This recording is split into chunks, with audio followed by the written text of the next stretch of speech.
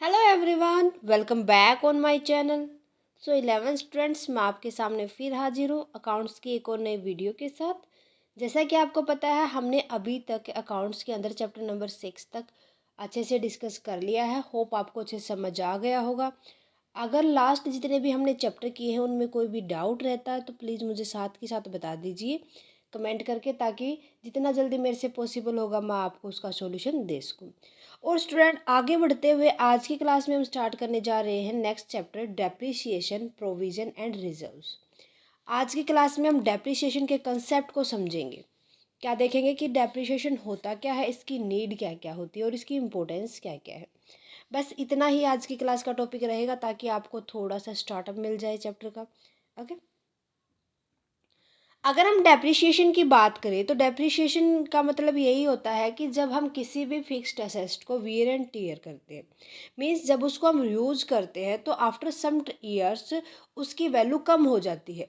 क्यों? क्योंकि भाई हमने उसको यूज़ किया है। अगर कोई भी मशीनरी है हमारे पास तो उसके पार्ट यूज़ होंगे तो वो कम मतलब जो उसकी वैल्यू होगी वो कम करेंगे। कोई भी एसेट लेके चलो, आप फिक्स्ड एसेट, आप देखो कि अगर आप लॉन्ग टाइम तक उसको यूज़ करते हैं, जैसे मोटरसाइकिल हो गया, जितने भी मोटर व्हीकल्स वगैरह होते हैं, आप अगर वो 1 लाख की लेके आए हो तो जिस दिन लेके आए हो उसके जस्ट बाद 1 या 2 दिन के बाद भी उसकी वैल्यू क्या हो जाती है? कम हो जाती है। किस लिए होते हो कम? Due to depreciation. ठीक है। सो हम कह सकते हैं depreciation is a wear and tear of fixed asset. Okay, clear है? सो मीनिंग आपको अच्छे से क्लियर हो गया होगा। पढ़ते हैं इसके बारे में और भी। Depreciation concept: fixed assets are held on a long term basis and used to generate periodic revenue. कि जो फिक्स्ड एसेट होते हैं हम उनको क्या करते हैं? लॉन्ग टाइम के लिए यूज़ करते हैं और उससे हम पीरियोडिक रिवेन्यू लेते हैं। पीरियोडिक रिवेन्यू का मतलब यही हो जाता है कि जो एक रूटीन, हम क्या बोल देंगे इसको? Routine income. ठीक है। The portion of asset which is believed to have been consumed or expired to earn the revenue। कि जो ये असेट का पोर्शन है वो किस चीज़ में हमें विश्वास दिलवाता है कि हम उसको यूज़ करेंगे और उससे पैसा कमाएंगे, बट थोड़े टाइम के बाद क्या हो जाएगा? वो एक्सपायर हो जाएगा। Need to be charge as cost. जितनी भी हमारे पास फिक्स्ड एसेट होंगी हम उनको यूज़ करते तो उनके ऊपर हमें कोई भी रिपेयर वगैरह भी करवानी पड़ती है, उनकी कोई भी टूट फूट हो जाती है वो भी हमें देखनी होती है। Okay. Such an appreciate proportion of the cost of fixed asset। जो ये अप्रोप्रिएट proportion ऑफ कॉस्ट है, मीन्स जो हमने फिक्स्ड जो हमारी असेट थी उसके ऊपर जो भी हमारी कॉस्ट आई है, अप्रोप्रिएट कि अब अंदाज़ा लगाते हैं। सो जो डिफरेंस आता है जो उसकी एक्चुअल वैल्यू और अप्रोप्रिएट वैल्यू में, उसको हम क्या बोलते हैं? Depreciation. Business enterprises required fixed asset for their business operations such as furniture, fixtures, office equipment, plant and machinery, motor vehicles, land and building, etc. In the process of converting raw material into finished product, the fixed asset depreciate। क्या कहता है कि जो raw material होते हैं, देखो एक कोई भी बिजनेस एंटरप्राइज होता है उसको फिक्स्ड एसेट की तो नीड होती है ताकि अपने वो बिजनेस के ऑपरेशंस को सक्सेसफुली कर सके, जिसके अंदर हमारे फर्नीचर आ जाते हैं, फिक्सचर, ऑफिस का जितना भी इक्विपमेंट होता है, कोई भी प्लांट एंड मशीनरी आ जाती है, मोटर व्हीकल, या कोई भी हम लैंड यूज़ करते हैं उस बिजनेस के लिए।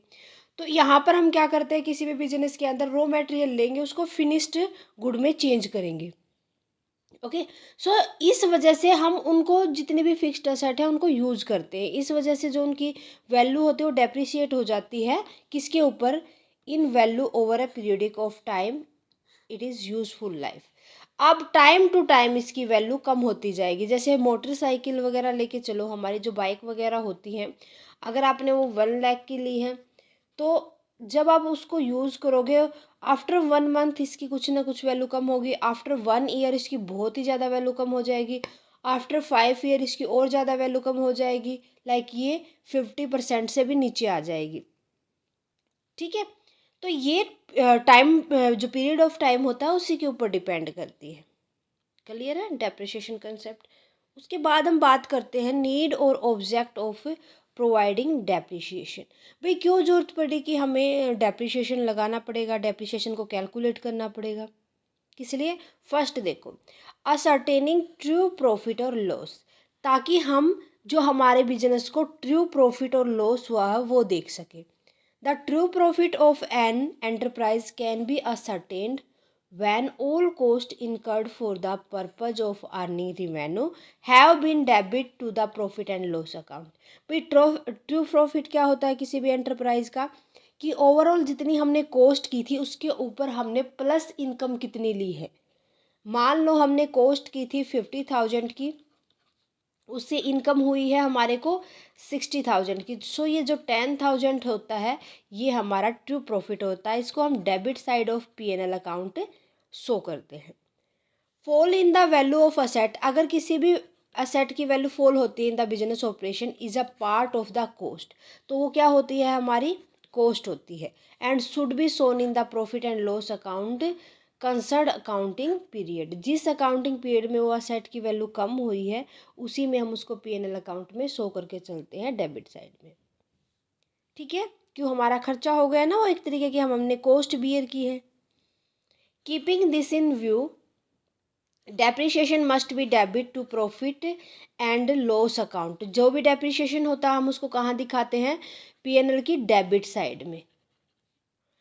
Since loss is value of fixed asset is also an expenses like other expenses, जो जितनी भी हमें फिक्स्ड असेट के ऊपर उसकी वैल्यू कम होने की वजह से जो लॉस होता है वो एक एक्सपेंस माना जाता है, इसलिए हम उनको as a other expense consider करके चलते हैं। Okay, so next point is presentation of true and fair value of asset. भाई हमने क्या किया कि हमने किसी भी फिक्स्ड असेट को यूज़ किया है, उसको यूज़ करने के बाद उसकी वैल्यू कम हुई जो कि हमारा डेप्रिसिएशन है।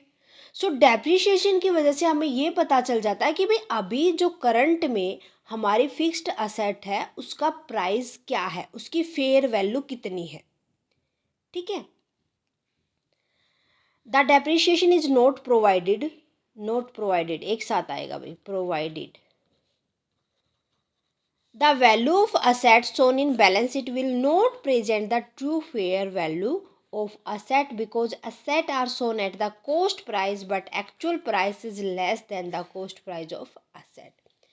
कि जो डेप्रिसिएशन होती है वो अगर हमने डेप्रिसिएशन को नहीं कंसीडर किया तो बैलेंस शीट के अंदर हम उस फिक्स्ड असेट की फेयर वैल्यू को प्रेजेंट नहीं कर सकते, जिस वजह से क्या होगा कि जो हमारा कॉस्ट प्राइस है वो ज़्यादा दिखाएगा किससे? एक्चुअल प्राइस से। Okay, actual price cost price से ज़्यादा हो जाएगा। क्या हो जाएगा? सॉरी मैंने उल्टा बता दिया आपको, जो एक्चुअल प्राइस होगा वो कॉस्ट प्राइस से हमें कम दिखेगा। ठीक है, इसका मतलब क्या होगा कि कॉस्ट प्राइस हमें ज़्यादा शो होगा। ओके, थर्ड पॉइंट हो जाएगा to ascertain the accurate cost of production, कि हमने कोई भी प्रोडक्शन किया है रॉ मटेरियल से फिक्स्ड गुड्स फिनिश्ड गुड के अंदर किसी भी गुड्स को चेंज किया है तो उस प्रोडक्शन में हमने एक्यूरेट कितनी कॉस्ट लगाई है। अगर हमने डेप्रिसिएशन निकाल रखा है तो डेप्रिसिएशन की वैल्यू भी वहाँ पर कंसीडर्ड होगी कॉस्ट के अंदर। सो डेप्रिसिएशन की वजह से हम एक्यूरेट कॉस्ट और प्रोडक्शन का एस्टिमेट लगा सकते हैं। Depreciation is an item of expense, the correct cost of production can not be calculated unless it is also taken consideration. कि डेप्रिसिएशन क्या होती है? कि आइटम होती है एक्सपेंस की, जो हमें अगर हमने डेप्रिसिएशन नहीं लगाया है तो उससे जो प्रोडक्शन के ऊपर टोटल कॉस्ट आई है वो हम एक्चुअल में जितनी हुई है वो कैलकुलेट नहीं कर पाते। Okay, so depreciation must be provided to ascertain the concurrent cost of production. Concurrent cost का मतलब होता है कि हमें करेक्ट क्या जो सही कॉस्ट हुई है हमारी टोटल प्रोडक्शन पे वो हम एस्टिमेट कर पाते हैं। ओके, फोर्थ पॉइंट आ जाता है computation of correct income tax, कि हमारे देखो इनकम टैक्स हम कम प्रोवाइड करके चलते हैं किसके ऊपर? कि हमारी टोटल इनकम कितनी है, हमारे पास टोटल असेट कितनी है, भाई अगर हमने डेप्रिसिएशन नहीं लगाया तो हमारी जो फिक्स्ड असेट की वैल्यू होगी वो क्या होगी, ज़्यादा हम कंसीडर करके चलेंगे। ज़्यादा होगी तो हमें उसके ऊपर मोर इनकम टैक्स पे करना होगा। ठीक है। हम टाइम टू टाइम डेप्रिसिएशन इसीलिए लेस करके चलते हैं ताकि हमें इनकम टैक्स सही सही देना पड़े। Income tax of an enterprise is determined after charging all the cost of the production. कब लगाते हैं हम इनकम टैक्स, कब कैलकुलेट करते हैं, जब जितने भी हमारे चार्जेस थे, जितने भी हमने कॉस्ट की थी प्रोडक्शन के ऊपर, जब उनको हम माइनस कर सके उसके बाद ही हम इनकम टैक्स कैलकुलेट करते हैं। If depreciation is not charge the profit will be higher and the income tax will also be higher. भाई अगर हमने डेप्रिसिएशन नहीं लगाया तो प्रॉफिट हमारा ज़्यादा शो होगा, ज़्यादा प्रॉफिट शो होगा तो हमें ज़्यादा इनकम टैक्स देना पड़ेगा। The depreciation is charge tax liability is reduce. अगर हमने डेप्रिसिएशन लगाया है तो हमें टैक्स भी कम पे करना होगा। Got it. देन उसके बाद लास्ट पॉइंट आता है provision of fund and replacement of asset. Depreciation is non cash expenses. Non cash expenses होता है भाई, हम कोई भी एक्सपेंस खर्चा यहाँ पर कैश में नहीं करते। ओनली क्या होता है कि जो हमारे फिक्स्ड असेट है उनकी वैल्यू डिक्रीज होती जाती है। So that amount of depreciation charged to profit and loss account is retained in business every year। कि जितना भी हमने डेप्रिसिएशन लगाया है प्रॉफिट एंड लॉस अकाउंट में, जो हमने डेबिट साइड में शो किया है, तो वो हमें हर साल करना होता है, ये नहीं कि एक बार ही कर दे। These funds are available for replacement of the asset when it is useful life is over। जब हमारी वो जो फिक्स्ड असेट थी उसकी लाइफ ओवर हो जाती है, मान लो कि हमने बाइक, क्या होती है हमारी मोस्टली ये मानी जाती है कि वो 15 ईयर के लिए ही यूज़ होती है। जो आफ्टर 15 ईयर उसकी वैल्यू ख़त्म हो जाती है, तो वहाँ पर हमने फंड से रिप्लेस करने, वहाँ के लिए फंड के लिए प्रोविज़न बनाना होगा ताकि हम उसकी जगह पर नई असेट खरीद सकें। क्लियर है। ये था हमारा डेप्रिसिएशन, मीनिंग प्लस में नीड एंड ऑब्जेक्टिव। होप आपको समझ आ गए होंगे अच्छे। आज के लिए बस इतना ही मेरे ख्याल से स्टूडेंट, ताकि आपको डेप्रिसिएशन अच्छे से समझ आ जाए तो इससे रिलेटेड जितने भी आगे टॉपिक आएंगे वो भी अच्छे से समझ आ जाएंगे। स्टूडेंट मिलते हैं नेक्स्ट क्लास में विद नेक्स्ट टॉपिक। आज की क्लास में कोई भी डाउट है तो प्लीज़ मुझे कमेंट करके बता दीजिए। क्लास कैसी लगी वो भी कमेंट सेक्शन में लिखिए। क्लास अच्छी लगी तो प्लीज़ लाइक और अदर स्टूडेंट के साथ ज़्यादा से ज़्यादा शेयर करें। अगर आप साया कॉमर्स क्लासेस पर नए हैं तो फटाफट से साया कॉमर्स क्लासेस को सब्सक्राइब कर लें, बेल आइकन को दबा लें ताकि आने वाली वीडियो की नोटिफिकेशन आपको मिलती रहे। Thank you very much, bye bye and take care.